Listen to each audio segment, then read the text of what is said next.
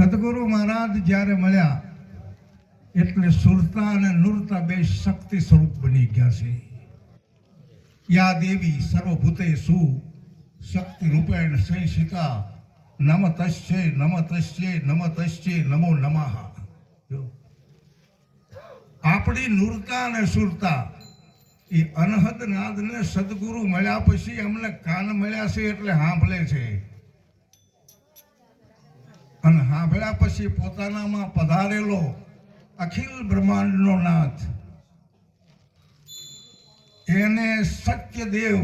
પરમ પુરુષ વિશંભરનાથ આ દેહની અંદર પધાર્યો છે. અને આજે એમની આરતી ઉતારવાની છે આપણે, અને ઉતારી તો ખરી પણ આરતી પછી કરવાની છે, અને આવી આરતી છે. અને એ આરતીની અંદર શું વાગતું હશે? જેને જેને આ અનુભવ થયો હોય ને એને ખબર પડે કે જ્યાં ડંકો નથી, જ્યાં ઝાલરી નથી, જ્યાં વગાડનારો નથી, છતાં એબ ગેબની આરતી અખંડ ચાલુ છે. જ્યાં રૂ નથી, જ્યાં બત્તી નથી, જ્યાં તેલ નથી, જ્યાં ઘી નથી, છતાંય જ્યાં જળહળ જળહળ જળહળ જ્યોત ઝળકી રહી છે.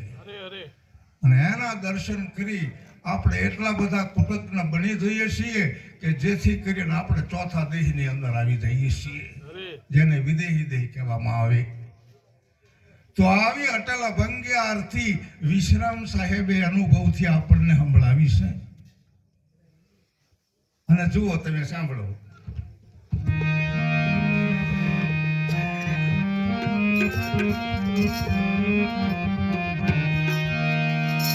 આરતી પૂરે છે અનહદ નાદ, સંતોએ પાયા એના સ્વાદ, અખંડ વાગે જોને આરતી, એ અખંડ વાગે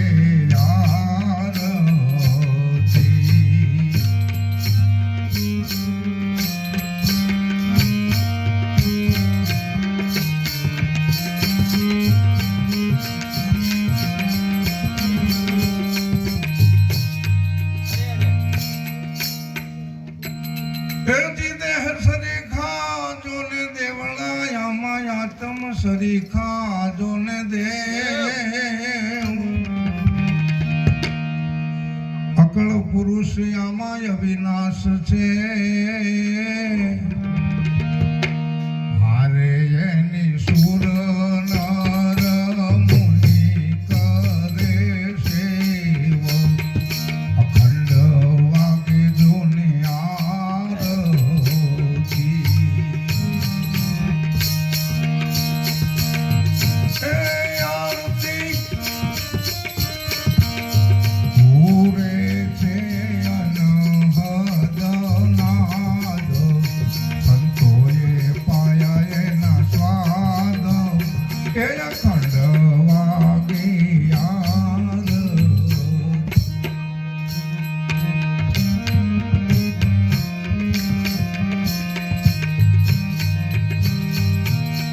ડંકો નહીં, નહીં ઝાલરી એની, નહીં બજાવનાર,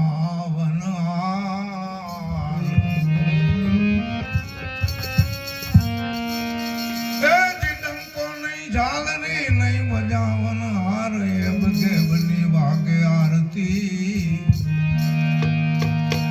આ સુણી મારા રોમે રોમે થયો રણકાર, અખંડ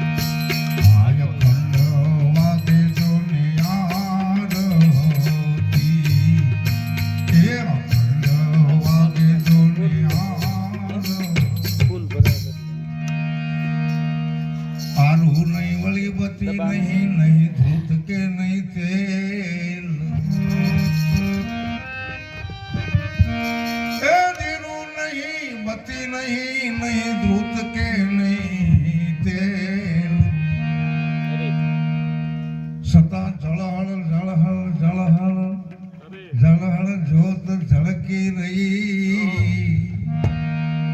અરે આ તો અભય છે અજવઈ તો ખેલ અખંડવાગી આરતી એ અખંડ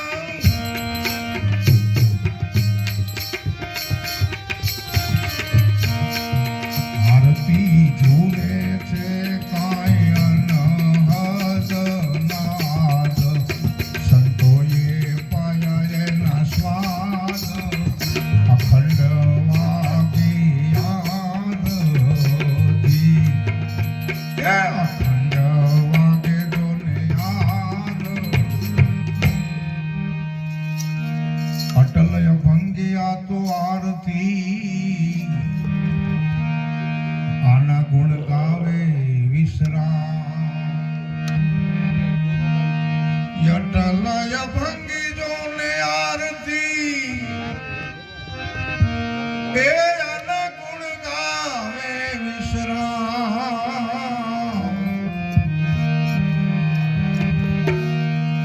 પ્રેમ સાહેબને હું તો પૂજતા પૂરી મારી હૈયારે કેરી રે જોને અખંડ વાગે જોને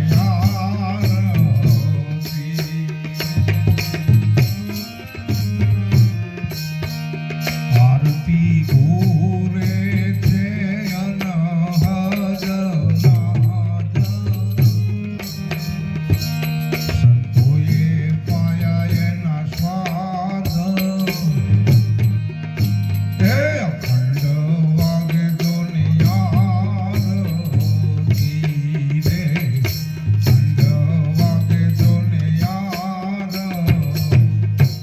સરસ મજાના આરતીના શબ્દોમાં આપણને સભર ભરેલા જ્ઞાનની ઝાંખી થઈ કારણ કે જ્ઞાન છે એ અગમ અપાર છે સત્સંગ અગમ અપાર છે આ જીવનમાં માનવ અવતારમાં બ્રહ્મનિષ્ઠ શ્રોત્રિય સદગુરુ પાસે જઈ અને જ્ઞાનની પ્રાપ્તિ કરવાની છે ગીતાજીની અંદર કૃષ્ણ ભગવાન અર્જુનને કહે છે કે તું માનવ અવતારમાં એમાં ક્ષત્રિય કુળમાં ગણાય તો આ માનવ અવતારમાં તું જ્ઞાની બની જા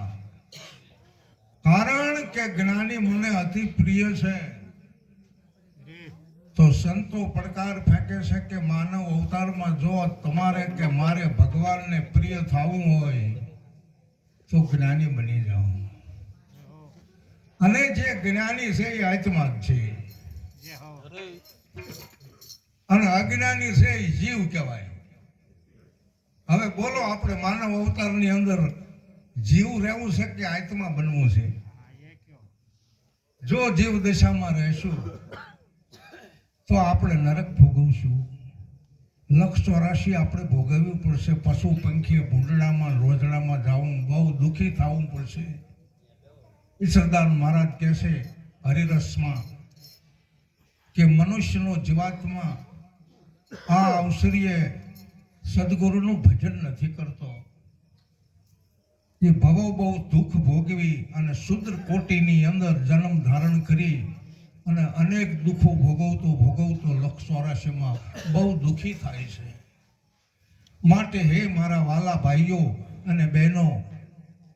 આ માનવ અવતારની અંદર તમે નારાયણ સ્વરૂપ સદગુરુનું ભજન કરો કેમ કે गुरु नारायण रूप है गुरु देवन का देव પણ જો શિષ્ય બને સુપાત્ર તો એ કરે ગુરુની સેવ સગુણ સ્વરૂપે આપણને સદગુરુ મળે છે જે આખા વિશ્વની અંદર વ્યાપક સત્ય છે એ ગુરુ છે અને એ સગુણ સ્વરૂપની અંદર આવી આપણને જ્ઞાન આપી જાય છે એમાં બીજો કોઈ નથી અને આપણે તો એવા વિશંભર નાથને દરેક દેવીને દરેક દેવને દરેક ઋષિ મુનિઓને દરેક વીરોને આપણા ગુરુદેહની અંદર ન જોઈ શકીએ તો બીજે ક્યાં જોવા જશું અને બીજે કંઈ દેખાતા હોય તો વાતે કરો બહુ સારો એવો મુદ્દો છે. આ દેહ દેવલની અંદર તમે જુઓ, જ્યાં સુધી જીવતું છે ત્યાં સુધી આની અંદર શબ્દને તમે ભલે જોઈ નથી શકતા, પણ શબ્દને તમે રાખી તો શકો ને. આમાં માયાવી શબ્દ તો કંઈક આવીને કંઈક આકાશમાં હમાઈ જાય, પણ કોઈ એવો પરાનો શબ્દ જો હૃદયની અંદર ટકી ગયો સદગુરુનો,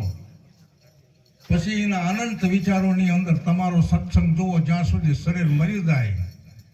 ત્યાં સુધી તમારો સત્સંગ ખૂટે જ નહીં.